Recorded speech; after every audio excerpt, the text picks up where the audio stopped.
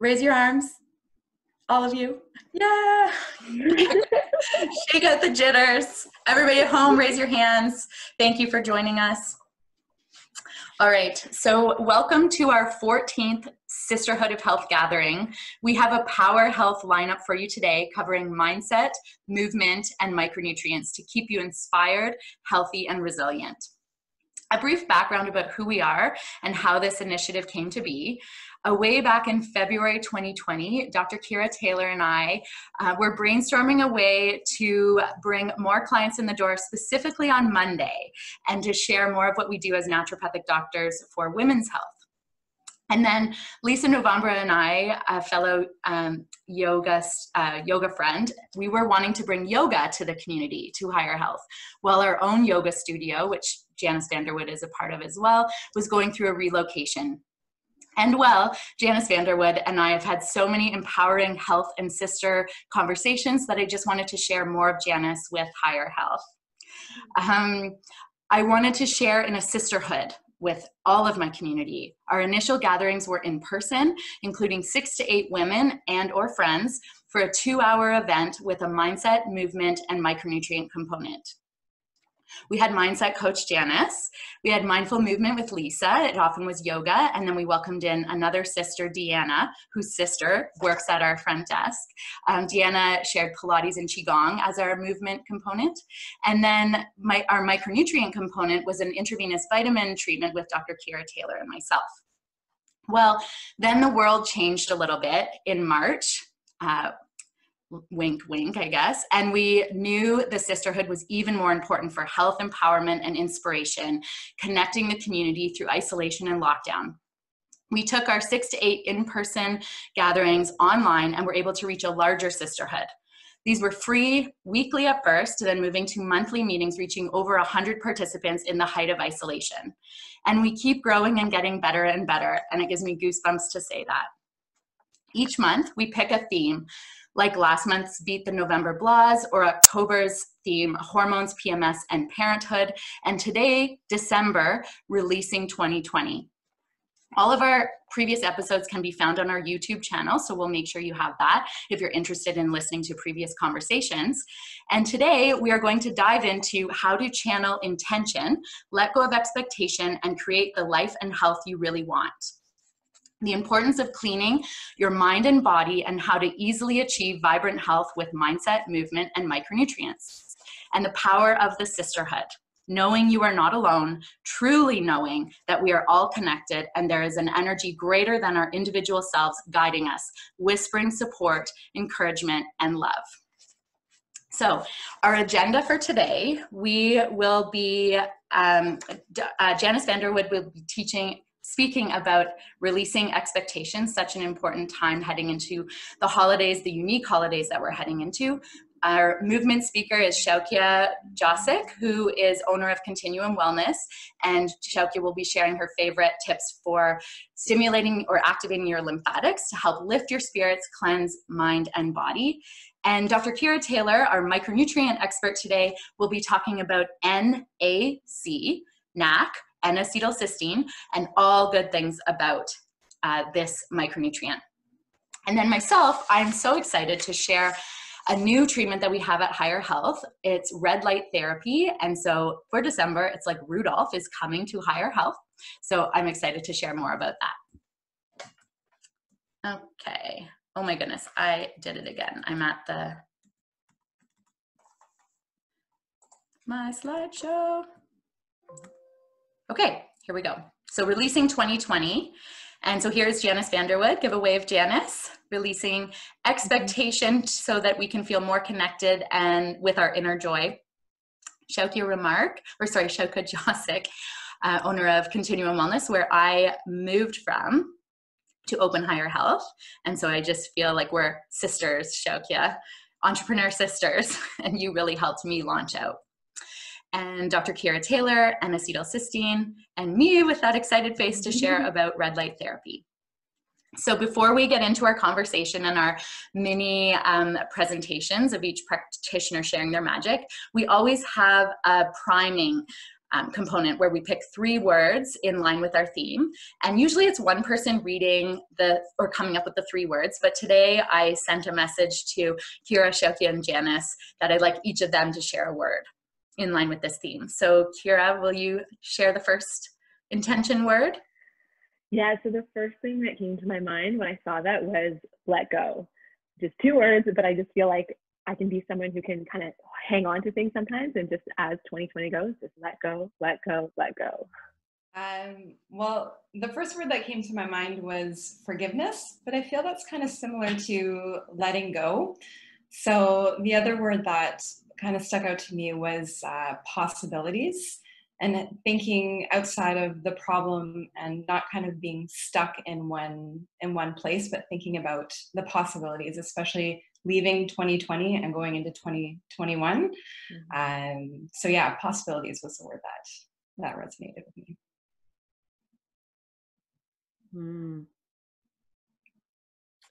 And surprise, surprise, I'm going to say expectations.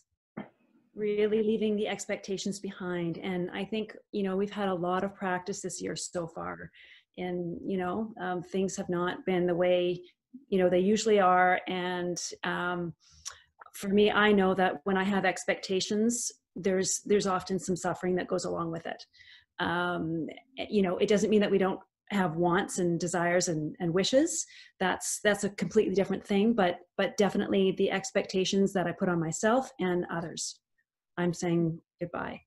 Yeah, well, thanks for having me. It's always an honor to be here and be with all these bright women and the group that's on. And yeah, I mean, I'll sort of continue with my priming expectation, obviously, and that the holidays are steeped in tradition, right? And we have a lot of expectation around the holidays in general because of that tradition and doing things a certain way.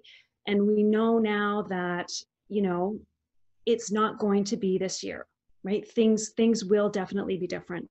And, along with that, holidays are, it's not all joyful for people and happiness. 64% of people do suffer with anxiety and depression around this time. And I think that that's linked to an expectation that we should feel happy and we should feel joyful around this time. And there's that should word that I often bring up is there's so much shame and guilt attached to that word should. I could feel happy. How do I want to feel? How do I want to feel around the holidays? Maybe that's a new lens to look through, right? Because of these expectations that we have around traditions, and I get it, they're wonderful. And the other thing around that too, traditions around the holidays there's certainty around that too. We know what to expect within traditions. And maybe this year is an opportunity. It's an opportunity to see, maybe there are some traditions that you feel relief from not having to, I'm going to say, perform or do. And it's a great opportunity to observe that and sort of take that in. And to figure out what's really important for you. And it's also a way to look at your values, right? What values are so important to you? For me personally, it's deeply connecting. And when I think about, big gatherings for me around Christmas, and big events, it's much more difficult for me to connect in that kind of environment. And for me personally, I'm going to take this opportunity, it'll be just the 5 of us, to really connect with my kids and my husband and just, focus on that. It's about letting go of the expectations, as I said in the beginning prime word. With expectations comes a level of suffering, because when they're not met, then there's such a difference between preferring something or wishing something or wanting something, and that's totally okay. Do you see that there's a little bit more of a softness in that? I would prefer for something to happen instead of I expect something to happen. And when it doesn't happen, it's a harder fall, right? It's not in denial of what you want. It's just using different wording and also grieving over what is not happening, what isn't and isn't happening right now. There can be room for both sadness and joy at the same time. If we create and hold that space for both of them, everything is welcome. I like to call it radical inclusivity. So just like we want to, we want to include everybody around us. How about including all of the emotions in us around this season, right? There's definitely room for both of the joy and the sadness, right? Or frustration or, helplessness, right? Of things not being the way that you might want them to be. So what can we do, right? How can we look at it through a new lens? And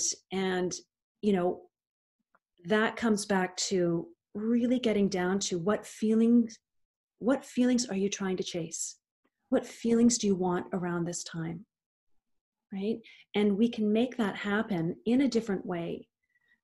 For me, it's deeply connecting, and that might mean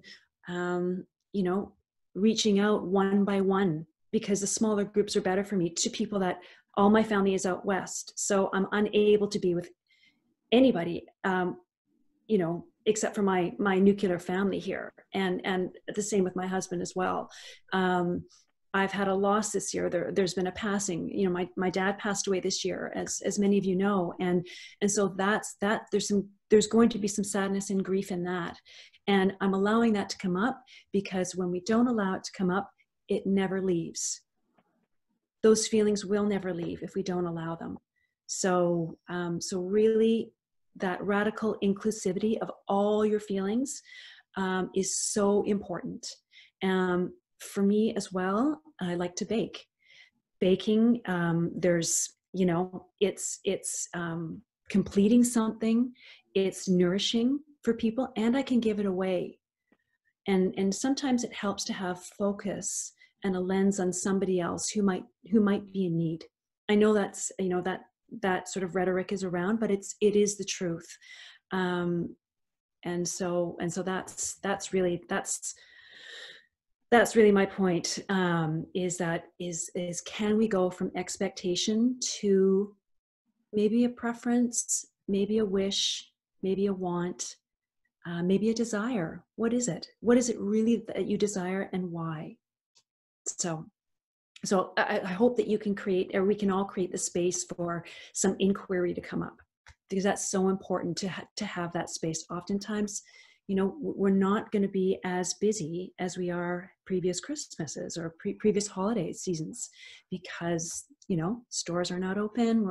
We're not having the holiday gatherings, the parties, and so there is opportunity for those things to come up. So really cherish that and take that time for those, for that curiosity to emerge, and really get in touch with what you want and what you desire, and why. Yeah. Yeah. Yeah.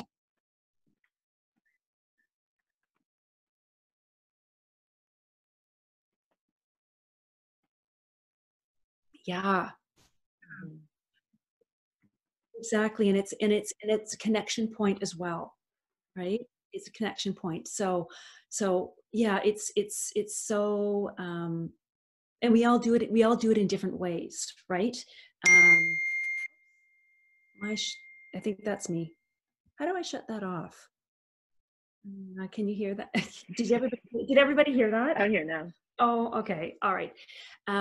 Yeah. And I think there's a lot of information in that, but the, the big takeaway is to, like Kira said, let go of the expectations that you have on yourself. Right. And that know that inherently that you are enough, even when you're not putting out like that, running around, making things great for everybody. Right. Inherently, we're worthy no matter what. And so maybe it's the smaller little things that are going to bring us joy and connection, or whatever we are chasing, right? Because everything we do, we're chasing a feeling. Everything you do, we're chasing there's a feeling at the bottom of it. So it's so important to get in touch with that. Yeah, absolutely. Thank you so much for having me. Like Tara said, my name is Shaukya, and I'm a registered massage therapist. I've been a RMT for over 15 years now. And yeah, I'm really excited to be here to share a little bit about the lymphatic system and to give you 5 lymphatic loving tips to help you be more healthy and maybe even happier as we enter 2021. So basically, in a nutshell, the lymphatic system is actually part of your immune system. The lymphatic system is responsible for producing white blood cells, which are then released into the lymphatic fluid. And white blood cells are really important for fighting off infection and for detecting, monitoring, and getting rid of foreign invaders like bacteria and fungi and viruses. And viruses happen to be kind of a key word these days, as well as dealing with abnormal cells and cancer cells. It also deals with fluid balance within the body, and it also helps to remove waste products from like waste products and toxins from the cells and tissues, and removes it and gets rid of it out of the body. So it really is an important system. And yeah, so the lymphatic system is composed of lymphatic vessels that run throughout the body, as well as lymph tissue, like your lymph nodes and lymph ducts, and even a couple organs like the spleen and the thymus are all part of the immune system. It's kind of similar to the circulatory system in the sense that both systems have a very beautiful and complex network of vessels that run throughout the body, except with the circulatory system, you have the heart, which acts as a pump to pump the blood through the body. The lymphatic system doesn't have that same sort of mechanism in place. So it really relies on other processes and other mechanisms to help propel the lymphatic fluid throughout the body.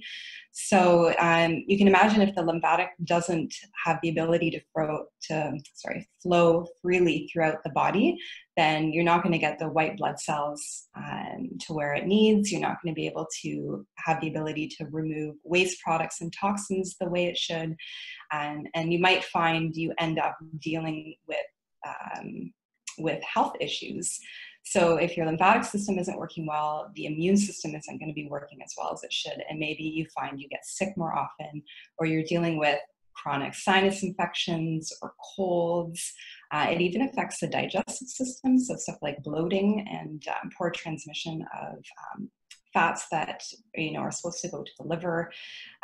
You might also see flare-ups in your skin, so like eczema, psoriasis, acne breakouts, even like brain fog, depression, or flare-ups of arthritis or other autoimmune conditions. And I feel like the list can go on and on. So really, the lymphatic system is really key and integral in terms of how you're feeling and your immune health. So that's why I'm really excited to share these tips. Learning about the lymphatic system is something that's close to my heart because it has been part of my wellness journey.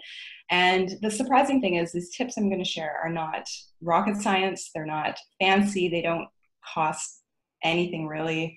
It's a minimal investment in terms of finances. But I think once you understand how these tips can really impact your health and your immune system in terms of releasing toxins, detoxing, and stuff like that, you might be more prone to do it. So without further ado, here are my 5 lymph-loving tips. So the first one is to drink more water. And I feel like, you've probably heard this a million times, to drink more water. So what does this have to do with your lymphatic system? Well, your lymph fluid is actually made up of, I think it's like 95% of water. So if you're dehydrated, then your lymphatic fluid is going to become, I guess, more thicker, more sluggish. It's not going to be able to move as well as it should. And the lymphatic fluid has actually been nicknamed the water of life, and water loves to move. So the more hydrated you are, the better the lymph fluid is going to be able to flow and carry the nutrients to where it needs to go and take the waste products and toxins, out of your body. So I don't know, I love drinking out of a mason jar. Sometimes I'll even put elastic bands around my mason jar, and like 3 or 4, and each time I drink a glass, I'll take an elastic off, and that kind of helps me remember how much water I've had to drink during the day. And also, when you're sick and maybe you have a cold or the flu or something like that, you're always told to drink more water, and this is why. So staying hydrated and making sure your lymph is moving freely is really important. All right, so tip number 2 is diaphragmatic breathing. So you may wonder, how does breathing affect your lymphatic system? Well, really interesting, 60% of your lymph nodes are located underneath your diaphragm. I thought that was a pretty interesting fact. And so if you're actually belly breathing or using your diaphragm properly, and not just breathing through your chest, kind of that shallow, stressful breathing that we are all guilty of, this is more of the, give yourself a Buddha belly, deep diaphragm breathing. So when you do this, when you really use the amazing, powerful muscle of the diaphragm, you're actually getting it to expand and create this sort of pressure and release on those lymphatic nodes. And when you do that, it helps to, in a way, kind of like give your lymphatic nodes a massage, and helps with releasing the fluid that's in the nodes and bringing new fluid into the nodes.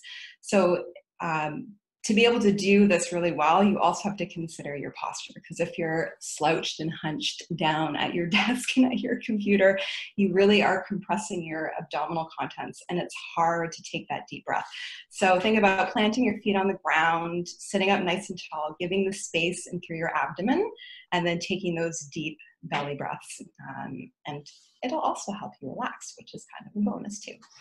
All right, so tip number 3 is to exercise. Apparently, the best exercise for your lymphatic system is a rebounder, but since we're not in the 1980s, I'm assuming most of you guys don't have a rebounder, but that's okay. Pretty much doing any form of movement or exercise is all you need to do, because like I was saying, with the circulatory system having the heart as a pump, you can actually use your muscles as a way to pump the lymphatic fluid around your body. So getting your muscles to contract and release is a great way to promote good lymphatic flow. So whether that's going for a walk, doing yoga, going for a run, whatever your favorite activity is, even if it's just walking up and down your stairs, getting your body moving is really important for good lymphatic flow. Okay, tip number 4, which is one of my favorite tips, is dry brushing. And I brought my dry brush out so you can see.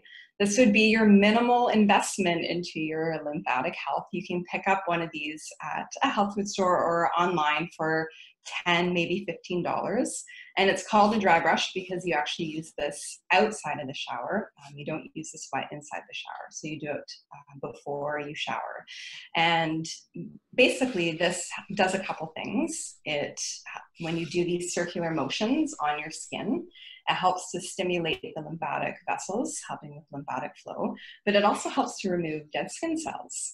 So your skin needs to breathe. And if it's dealing with dry skin or buildup of dead skin cells, your skin is not going to be able to properly release the waste products that it needs to. And I think I read somewhere that your skin detoxes a pound of waste a day, which seems incredible.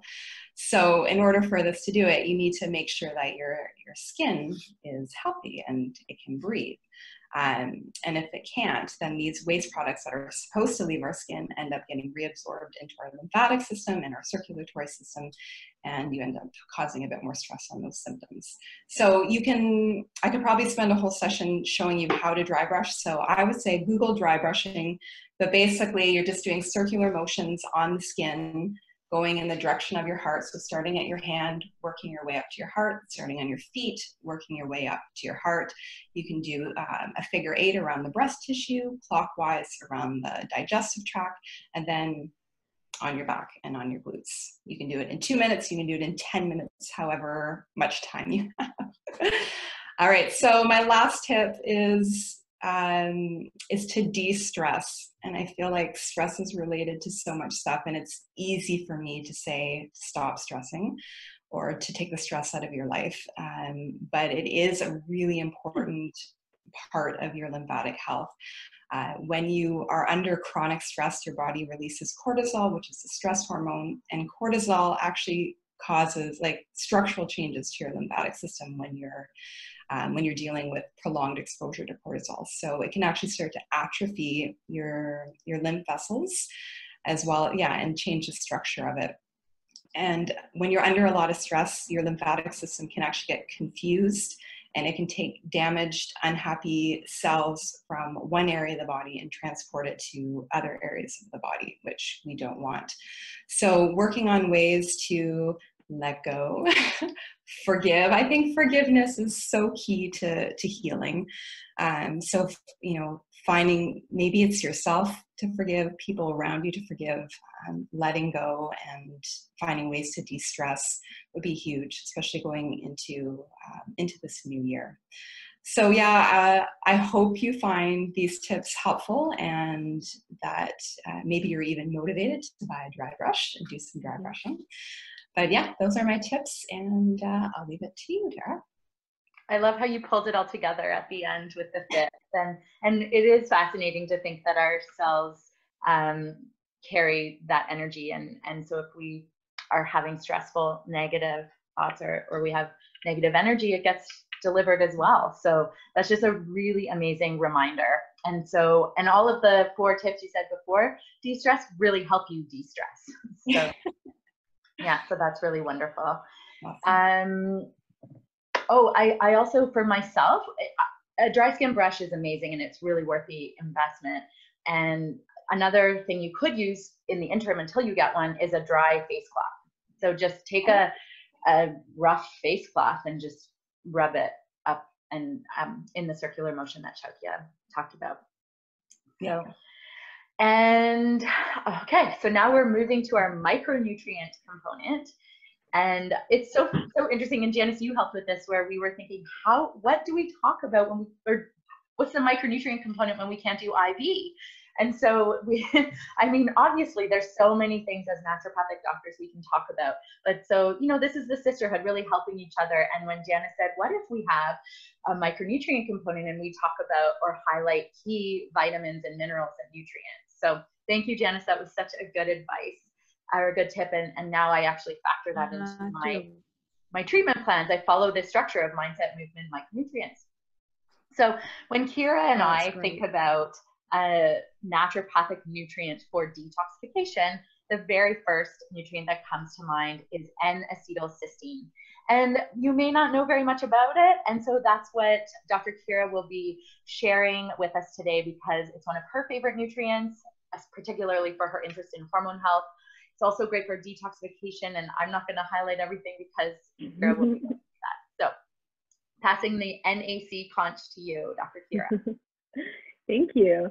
I actually was thinking today, it's so great that we have this opportunity to share about and highlight and educate on a nutrient that we love to use in practice, that we see great clinical benefit with, and to just kind of educate you guys on that. And that being said, this is obviously for educational purposes. So before starting any supplements, always talk to your ND just to make sure that they're right for you. But yes, with this theme of cleansing, detoxifying 2020, NAC is the nutrient to talk about because of its detoxification and antioxidant properties, among other things that I'm going to share. And I'm also just going to share a little bit too about the body's detoxification process through the liver today. So to start, NAC, N-acetylcysteine, so it's the acetylated version of the amino acid cysteine. And as I mentioned, it's largely known as an antioxidant and a detoxifier.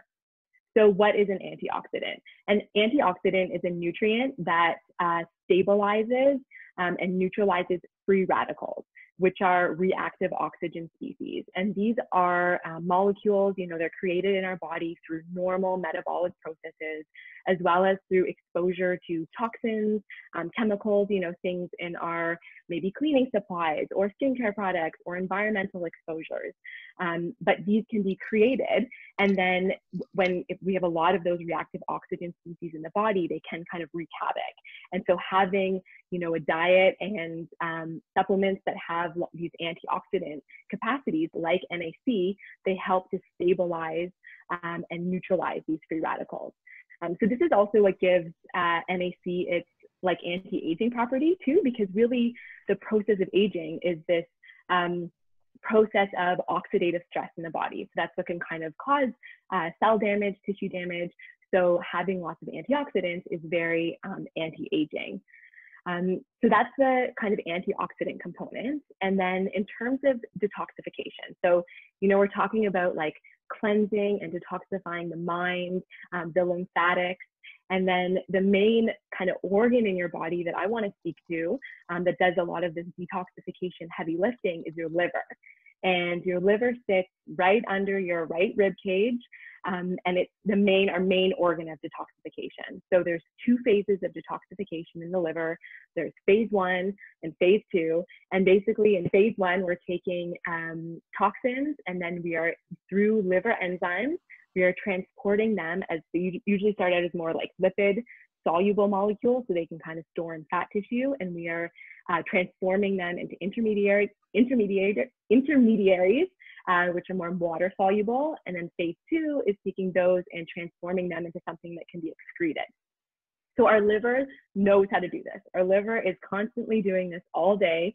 And what we need to do is to make sure that we're giving the liver the right nutrients in order to support those processes. So the phase 1 detoxification, a lot of the nutrients that are needed are like B vitamins, something called glutathione. And then in the phase 2, that's where NAC is used, as well as other nutrients like glutamine, cysteine, glycine, a bunch of other ones.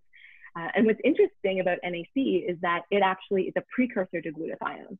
So glutathione is it's a really potent detoxifier, antioxidant in the body, and it's actually really hard to get.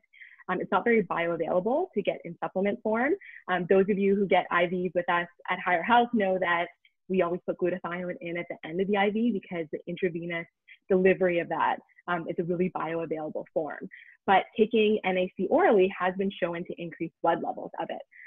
So that's really, really interesting. So, again, it's like your liver, it knows what it's doing. It's totally capable of detoxifying things that you're exposed to. Of course, we always want to work at like decreasing the things that we're exposed to. But really it's about loving up that liver, like loving it up with those nutrients that help to move those pathways through. And so NAC is one of them. Now, I want to touch on some other kind of clinical benefits of NAC, places where we use it. From an immune system perspective, NAC is also known as a mucolytic.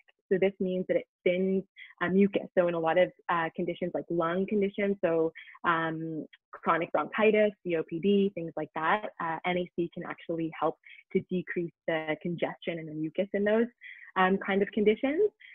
From a digestive system perspective, this is really interesting.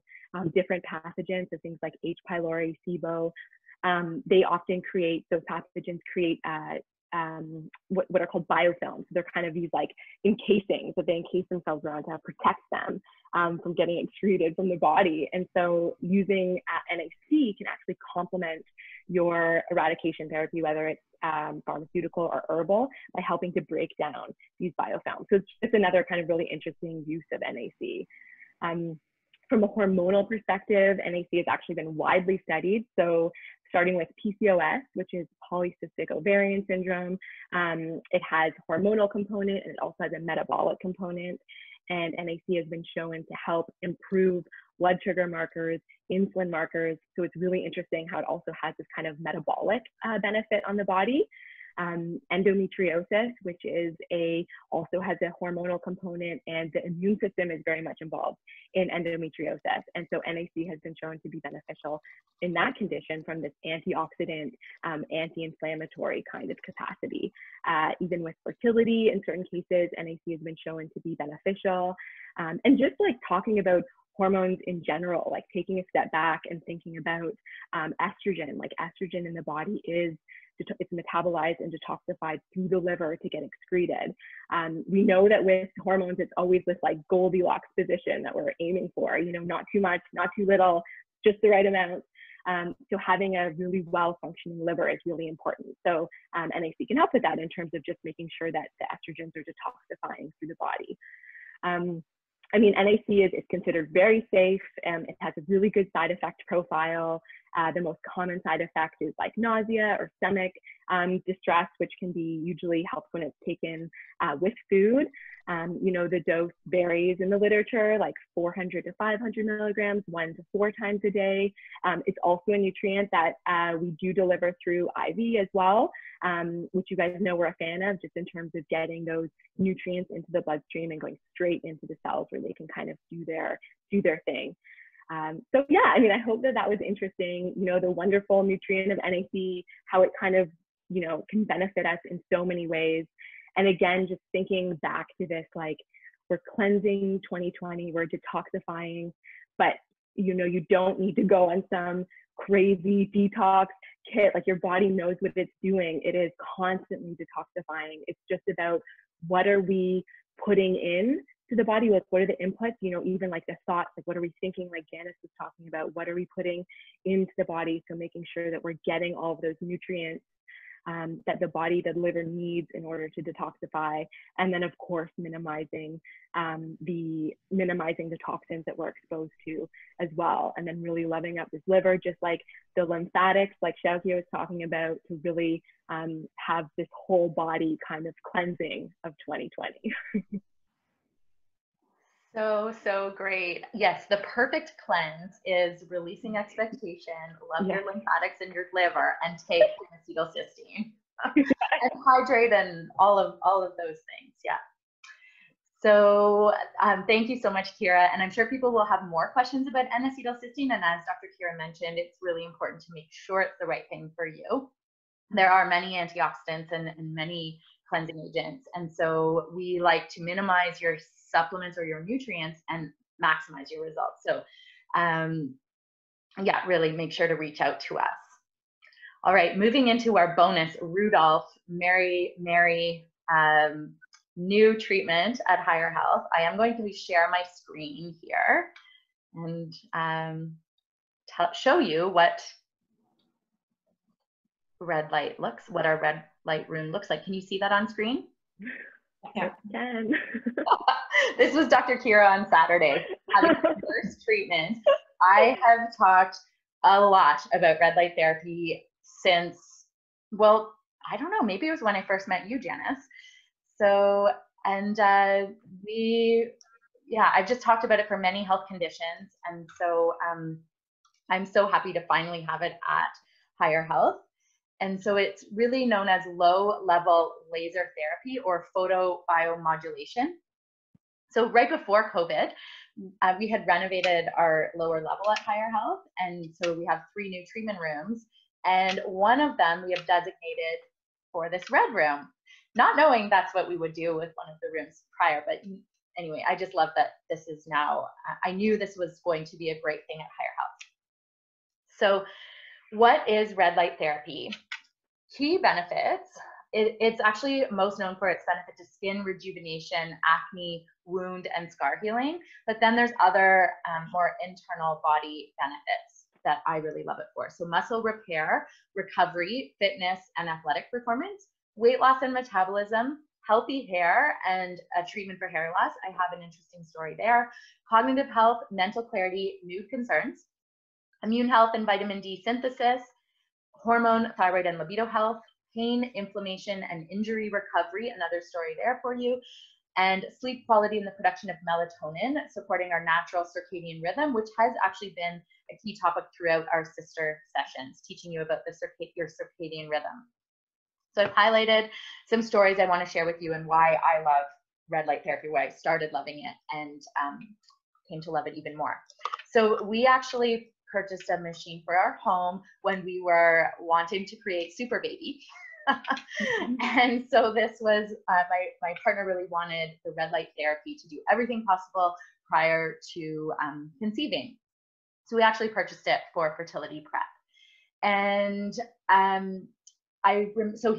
Jay, my partner, said, okay, we'll use it twice a day for 30 days. And if we don't notice a difference, we'll return it. And so the first night I used it, I had an ongoing, I'm skipping down to the injury story I want to share. I had an ongoing knee injury that I just couldn't get lotus anymore in my yoga practice. And I remember earnestly asking my teacher, will it always be like this? Will this ever get better? And I was doing everything: intravenous vitamin therapy, turmeric, acupuncture, massage, lymphatic drainage, all of the treatments to support knee health and injury recovery. And so one treatment of doing the red light therapy, I said to Jay, I feel my knee. And he thought I was meaning it negatively. And I said, no, I feel like something's happening, and like a healing response. And so the very next day in my yoga practice, I was able to get into lotus. And that was really mind-opening for me of wow. And it wasn't that one treatment helped. It was everything else I had done leading into that. It was like the red light came in and sealed the deal and really supported. And so that was powerful for me as a personal experience and a reason to keep this device after 30 days. And then I had a hair appointment, and my hairdresser said, what are you doing differently? You have a lot of new hair growth. So I have thin hair, and I was thinking, what have I done? I don't know. And really the only difference was this red light therapy that I'd been doing for 3 weeks leading before that hair appointment. And then the first night I used it, so it was at night, and I was thinking, oh gosh, I'm not going to sleep very well because I'm standing in front of this bright light right before bed. And then I woke up the next morning and I just realized I had had the best sleep. So it's the red light waves that have this beneficial effect to producing melatonin and to supporting your circadian rhythm. And actually, despite it being a light, it's the right light for before bed. So just a little bit further, we'll be sharing more research over the coming weeks and months about red light therapy specific to all the conditions it's helpful for. But I'll touch on pain reduction. So studies, there's a lot of peer-reviewed research based studies on the benefits. So in terms of pain reduction, studies show a decrease in morning stiffness and a decrease in pain associated with rheumatoid arthritis, reduction of joint pain especially in the knee for osteoarthritis, and it reduces pain and improves functionality of your cervical, so up in your neck, cervical osteoarthritis, and acute myofascial neck pain, so that would be more muscle-based muscle pain, and it alleviates low back pain. In terms of skin health, it actually stimulates collagen and elastin. So collagen and elastin are the proteins responsible for giving your skin the structure and elasticity in youthful skin. So with age, our bodies produce less collagen and elastin, which leads to wrinkles and thinner skin. So by increasing the function of the mitochondria, we actually optimize ATP production and cellular energy. So the red light therapy actually allows skin to produce more collagen and elastin and actually, to increase collagen production. It has an anti-inflammatory action and collagen producing properties which speed up the wound healing process. And so red light therapy is very good for acne, for any scar tissue, and just rejuvenating the skin. I touched on sleep. So sleep quality and improved energy. So we are in front of a lot of screens, from our phone to our television to just being indoors. We're exposed to blue light. And so red light therapy is actually, it's infrared and red light, and it's like the sunrise sunset action of circadian rhythm. And so the bright blue sky of morning indicates it's time to get up, it's time to get going. Whereas red light, so think of a sunset, actually prepares us for rest and will promote melatonin. So there is actually a lot of evidence to show how it increases your serum melatonin levels, but also how it helps with energizing you throughout the day is it increases, it optimizes ATP production, which really helps improve your energy, focus, and concentration. And when you have a fulfilling, energized day, you sleep better as well. So what does a treatment entail? It's actually, it's only a 10-minute treatment where you're lying, at home, our device at home is mounted behind a door, and so you stand in front of it. But here at Higher Health, we have a medical table, so an acupuncture massage table where you lie down on the table, and we have it suspended like this that you saw in the picture. And you're on your back for 5 minutes. You have little goggles on, and then we help you turn over so that you get 5 minutes on your back. And that's it. It's a 10-minute treatment. So our gift for everyone who is on this call is you can come in and demo the red light. And so again, it's just a 10-minute treatment, and we'll walk you through it further. But even I have to say that I love our home device, and I feel really good when I have it. It's a similar feeling to after having the IV. And so I always wanted the red light therapy as a treatment where you do your IV and then you have the red light after. So the IV gets the micronutrients into your bloodstream, and then the red light helps those micronutrients get into your cells to support the mitochondrial benefit.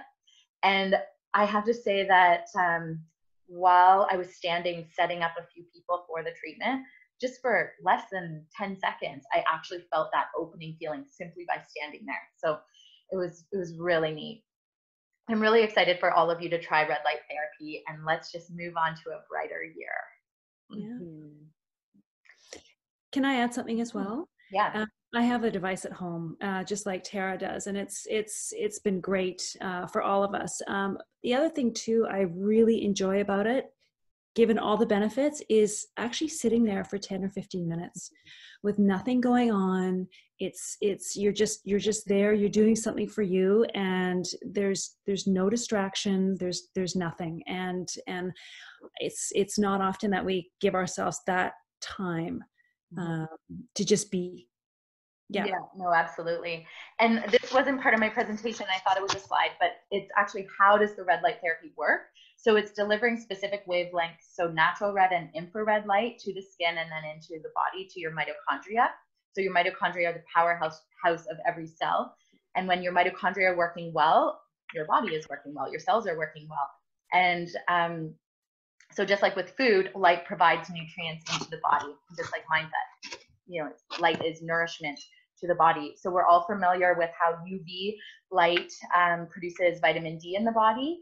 Well, and how blue light affects your circadian rhythm and sleep. So both UV light and blue light are part of the spectrum of what we call the 5 bioactive types of light, along with far infrared and near infrared.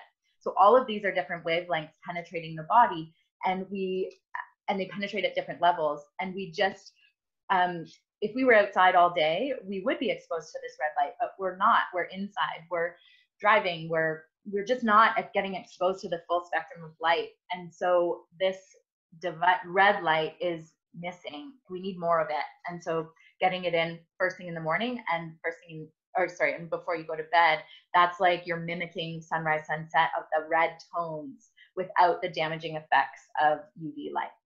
Yeah. The other thing too is another simple fix is our daughter. She found red light really comforting and relaxing. Mm-hmm. So we just bought a bulb and put it in her lamp. So at night she turns on the light, and it's in her room is immediately red, and it's so relaxing for her. Mm-hmm. So that's sort of, you're not getting the benefits of all Tara is talking about, but just that red light exposure on your senses can be pretty powerful. If you have trouble sleeping, or you're just wound up at night and your thoughts are going a little cuckoo. Yeah. Yeah, so I can't wait for everyone to try it. And I just brought Lisa up, one of our OG sisters, to join in this. Now we're having a meeting of the healthy minds, all of us together, just talking about releasing 2020.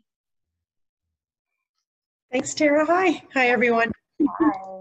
We miss you. I miss you all. This was amazing today. Yeah. I learned so much. So this is exactly what I needed going into the final weeks of 2020 and heading into 2021. And you guys always have such amazing things to share and so helpful. So I'm so happy that I joined in today. Good. Well, Lisa, do you have a word? Do you have a word? Yes, I do have a word actually.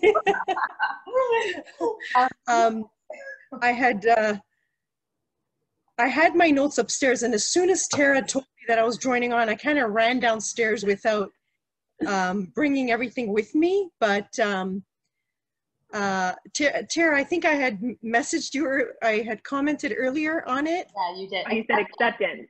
Acceptance. There you go. Thank you guys so much. I just drew a blank for a second there. So definitely acceptance. On the spot. I just, yeah. No, thank you. Definitely acceptance, because it's so hard, especially now with everything that's going on, to accept what it is, like what position we're in, and just to take what we have and to be positive with that and make the best out of it. And I do miss everyone. I miss my friends.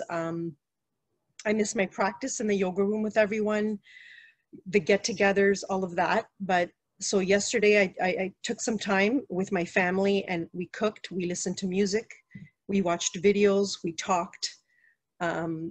So just making sure that I do things for myself that connects me with everyone around me. Joining on this Zoom today with all of you was amazing. It's exactly what I needed.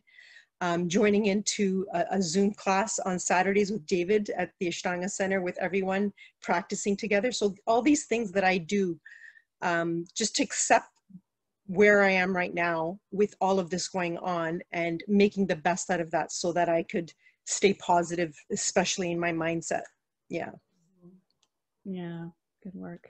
And it sounds, and I can see it in you, you're accepting with some compassion, right? Some kindness and compassion. And I think that's a big note to share. Yes. You know, to accept with that kindness. Right. And I think what's also important, something that I'm learning, is to be able to reach out to people in your life that you know can support you.